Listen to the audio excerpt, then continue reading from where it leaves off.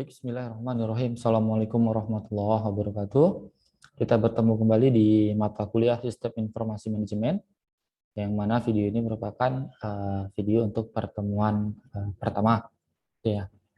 Oke, pada sesi pertama ini kita akan bahas materi yang basic dulu ya, yang paling dasar.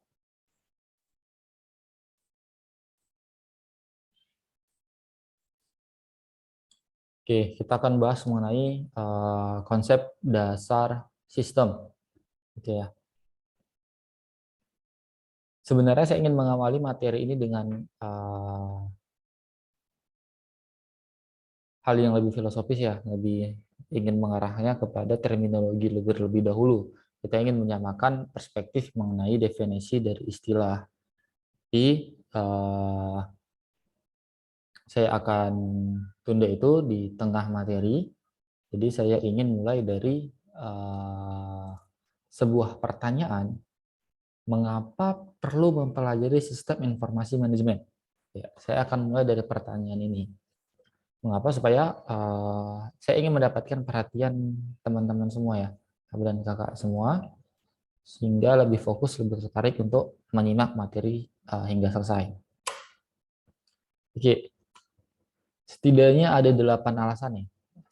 Setidaknya ada 8 alasan mengapa sistem informasi manajemen itu perlu untuk dilakukan. Yang pertama, ya, sistem informasi manajemen ini memberikan efektivitas, ya, produktivitas, kemudian efisiensi. Nah, yang mana 3 hal ini sangat mempengaruhi dalam jalannya sebuah usaha, gitu ya. Dan sebenarnya konsep manajemen itu ya ruhnya adalah efisiensi dan efektivitas sebenarnya. Jadi mengelola sumber daya yang ada secara efektif dan secara efisien untuk menunjang produktivitas itu, gitu ya. Manajemen bisnis itu tujuannya. Kemudian kalau kita tanya apa itu efektivitas, rupanya efektif itu tepat guna. Saya sederhanakan yang namanya efektif itu tepat guna. Jadi hal yang kita lakukan itu memiliki kegunaan yang pas, gitu, yang tepat. Kemudian kalau efisien itu tepat waktu. Jadi kita mengerjakan sesuai dengan timeline atau waktu yang sudah ada, gitu, sudah direncanakan. Gitu. Nah, kemudian ya tujuan yang kedua dari sistem informasi manajemen atau kita sikat SIMB ini merupakan komponen utama dalam kesuksesan organisasi atau perusahaan. Sudah saya katakan tadi. Dan bukan hanya karena 3 hal ini saja ya, tapi juga ada di alasan nih 7, memudahkan dalam pengambilan keputusan manajemen perusahaan. Ini ada kaitannya dengan yang nomor 2. Kenapa saya bilang? Ketika sebuah keputusan itu diambil dan salah, itu akan berdampak negatif bagi perusahaan. Bisa menimbulkan kerugian dan bahkan bisa mengakibatkan sampai kebangkrutan. Nah, kalau kita tarik lagi, bagaimana keputusan itu bisa salah diambil? Karena informasi yang diterima oleh pimpinan ya, itu salah atau tidak tepat. Jadi akibat datangnya bisa jadi ada 2 hal sih. Pertama, informasi yang datang terlambat atau informasi yang datang itu salah.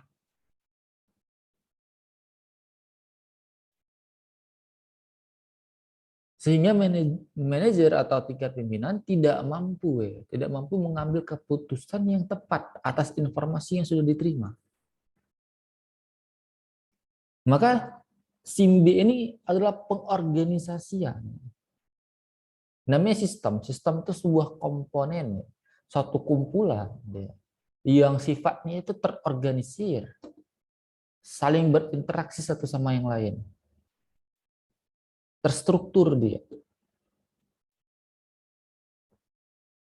Jadi tidak parsial-parsial. Nah, jadi itulah mengapa sebenarnya SIM ini merupakan komponen utama dalam kesuksesan organisasi. Apalagi di zaman yang sangat cepat, tantangan yang sangat luar biasa, membutuhkan strategi-strategi yang harus cepat diambil, ya.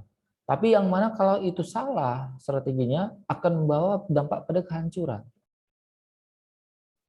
Maka pengelolaan SIMB ini sangat-sangat membantu. Contoh yang lebih sederhana misalnya begini deh. Kalau teman-teman mau buka usaha, kira-kira teman-teman akan buka aja atau bagaimana? Kan tidak. Teman-teman akan perkirakan dulu, akan mencari dulu informasi, laku tidak ya jualan saya. Pasti itu yang pertama kali terbesit di situ kan. Itu adalah sebuah pertanyaan yang sebenarnya harus dijawab terlebih dahulu. Bagaimana ini bisa berhasil? Jadi kan teman-teman butuh informasi. Nah, sekarang bagaimana cara teman-teman bisa mendapatkan informasi yang benar, informasi yang tepat dan juga cepat. Sehingga kemudian teman-teman terdorong untuk membuka usaha. Tapi kalau misalnya teman-teman tidak bisa menjawab pertanyaan itu, maka saya yakin teman-teman juga tidak akan berusaha. Walaupun ada hal-hal lain ya, walaupun ada hal-hal lain yang dapat mempengaruhi seseorang itu berwirausaha atau tidak, gitu ya. Tapi saya tekankan sekali lagi, SIMB ini merupakan salah satu faktor penting. Maka saya pesankan kepada teman-teman, abang dan kakak yang ketika saat ini sudah memiliki usaha, maka kumpulkanlah informasi yang sebanyak-banyaknya terkait dengan yang abang kakak butuhkan demi kemajuan usaha abang dan kakak. Kemudian yang ketiga, adanya ledakan informasi. Nah, saya bilang tadi, banyak pesan yang masuk yang bisa kita kelola. Bisa kita pilih dalam menentukan strategi perencanaan ke depan. Gitu ya. Kenapa? Karena dasar perencanaan itu ya informasi. Ya walaupun ada bingkai, ada pengelolaan atas informasi yang diterima. Jadi kalau kita cerita soal produksi nih, informasi adalah inputnya, pikiran adalah prosesnya mengelola informasi itu, kemudian outputnya adalah kebijakan. Ya tapi minimal SIMB ini dapat menghasilkan input-input yang bagus, input-input yang berkualitas, tinggal nanti bagaimana memprosesnya sehingga outputnya bagus. Jadi gitu ya. Jadi tidak serta-merta kemudian ketika SIMB berjalan dengan baik, kebijakannya juga baik, itu juga. Tapi biasanya kemungkinan besar karena inputnya tadi bagus, SIMB-nya itu bagus, maka kebijakan yang keluar juga akan bagus. Gitu ya. Kemudian ada fenomena knowledge worker ya, pengetahuan bagi para pegawai. Kemudian yang kelima, untuk mengetahui berbagai macam informasi dengan lebih cepat dan akurat, sudah saya jelaskan tadi. Yang keenam, menambah pengetahuan kita terkait dengan teknologi informasi saat ini. Jadi ada sebenarnya di slide ini, tapi mungkin akan saya lewatkan. Jadi ada fase-fase peradaban manusia dari masa ke masa. Nanti abang dan kakak tinggal baca aja di slide-nya. Kemudian ada nanti fase yang mana menjadi perang informasi dan perang teknologi. Ya. Sehingga siapa yang menguasai informasi, maka dia bisa menguasai dunia. Bukan lagi kekuatan militer. Gitu ya. Kemudian yang ketujuh, memudahkan dalam pengambilan keputusan manajemen perusahaan, sudah saya jelaskan juga. Yang delapan, dapat mengembangkan strategi perusahaan dalam bersaing dengan perusahaan yang lain. Juga sudah saya jelaskan. Oke, kita lanjut. Oke, kita masuk ke definisi. Mata kuliah kita ini terdiri dari 3 kata ya. Sistem, informasi, manajemen. Gitu ya. Sistem, informasi, manajemen. Sistem sudah saya jelaskan tadi arti katanya apa. Suatu kumpulan komponen, variabel, unsur yang kemudian sifatnya itu terorganisir, saling berkaitan satu sama yang lain. Gitu ya. Informasi itu berupa pesan.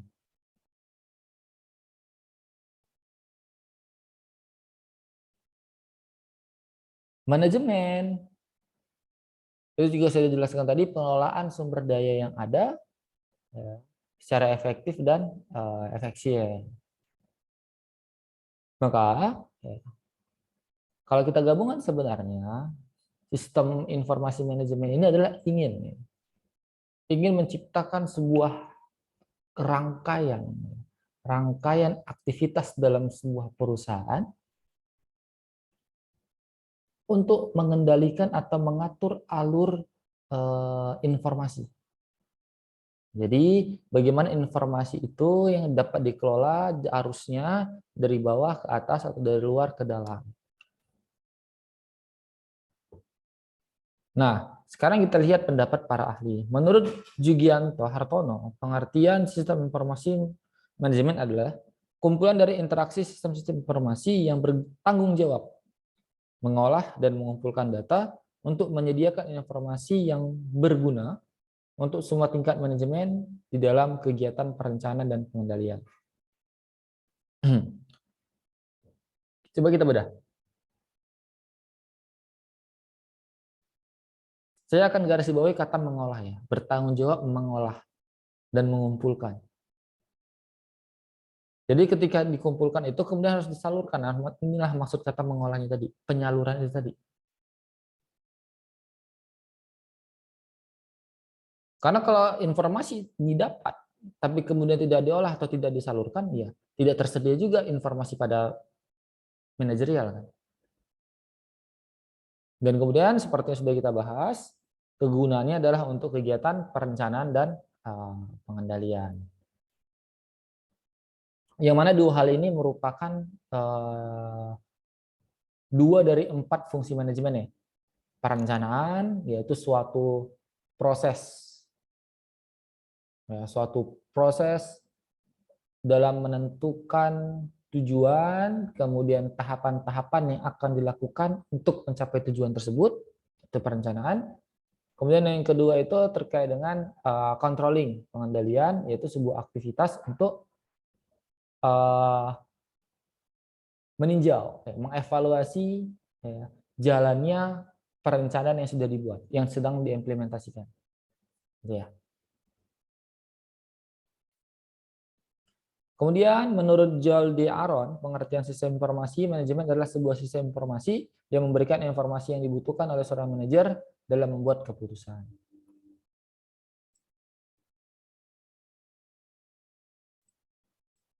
Oke, kita masuk ke fungsi sistem informasi manajemen.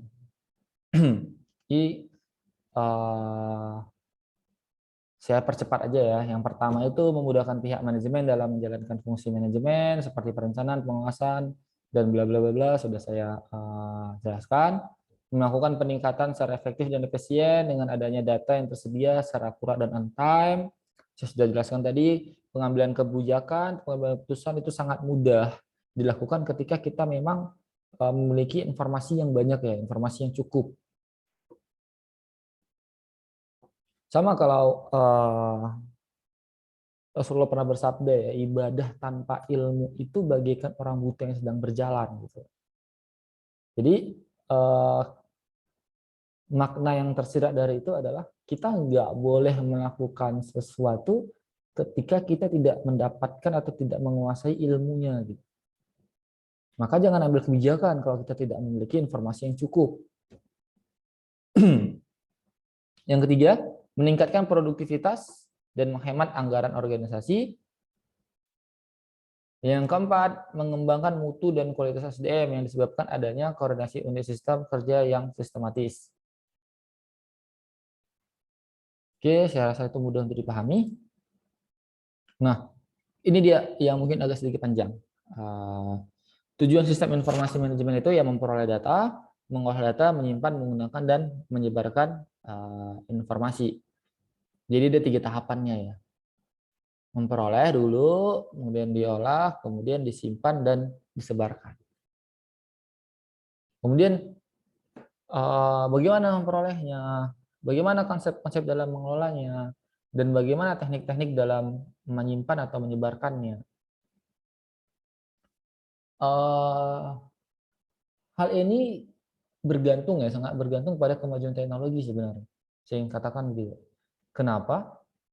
Dengan perkembangan teknologi informasi ya, yang semakin bagus, semakin mempermudah implementasi sistem informasi manajemen. Maka kesimpulan saya adalah semakin baik suatu perusahaan dalam memahami teknologi informasi, maka semakin baik pula penerapan sistem informasi manajemen di perusahaan tersebut. Gitu ya. Oke, kita lanjut. Nah, ini yang tadi saya katakan transformasi masyarakat. Saya akan lewatkan nanti materinya akan saya share di grup ya.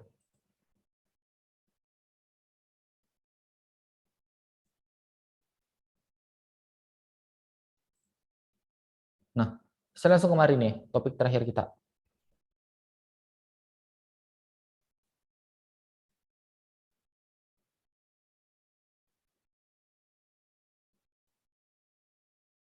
Jadi konsep yang pertama itu adalah manajer bukan hanya mengelola sumber daya fisik, tapi juga mengelola sumber daya konseptual.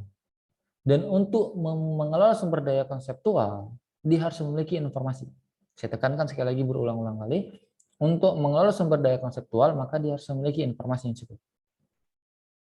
Dan konsep yang kedua, manajer memastikan bahwa data mentah yang diperlukan terkumpul dan kemudian diproses menjadi informasi yang berguna, sesuai dengan orang yang tepat, dalam bentuk yang tepat, dan pada saat yang tepat.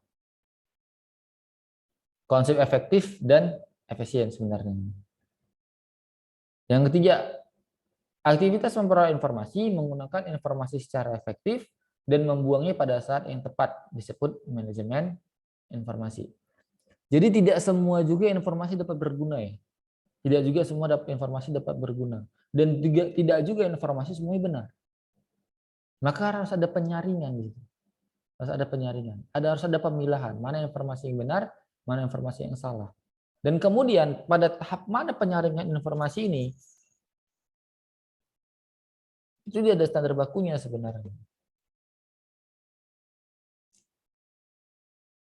Yang jelas adalah setiap hal yang jelas adalah begini, hal yang harus dilakukan ketika kita menerima informasi ya, yaitu memvalidasinya. Kalau dalam konsep Islam itu adalah tabayunnya. Memastikan kebenaran, mengecek kebenaran dari informasi yang kita dapat. Itu perlu dilakukan. Itu yang sangat penting sebenarnya. Ketika kita dapat informasi, kemudian tidak kita cek dan recheck ya. Tidak kita cek dan recheck kebenarannya. Khawatirnya informasi itu bukan membawa kita kepada jalan yang benar, tapi malah membawa kita kepada jalan yang salah.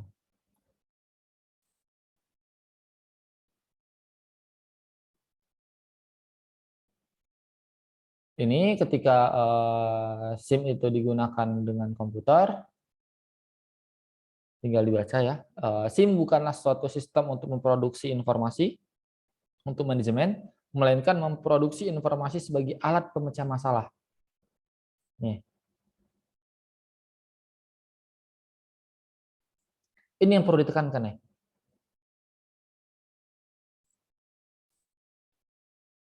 SIM itu dia berfungsi untuk memproduksi informasi yang digunakan sebagai alat dalam pengambilan keputusan atau menyelesaikan masalah.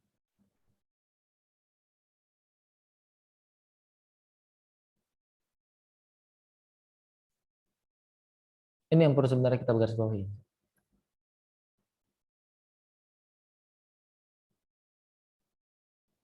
Ini terkait dengan sejarah aja sebenarnya. Nggak ada terlalu pemahaman yang perlu ditekankan terlalu dalam. Abang dan kakak tinggal membacanya aja. Baik, demikian ya mungkin video singkat terkait dengan materi kita pada pertemuan pertama ini. Saya ucapkan terima kasih atas perhatiannya. Saya akhiri. Assalamualaikum warahmatullahi wabarakatuh.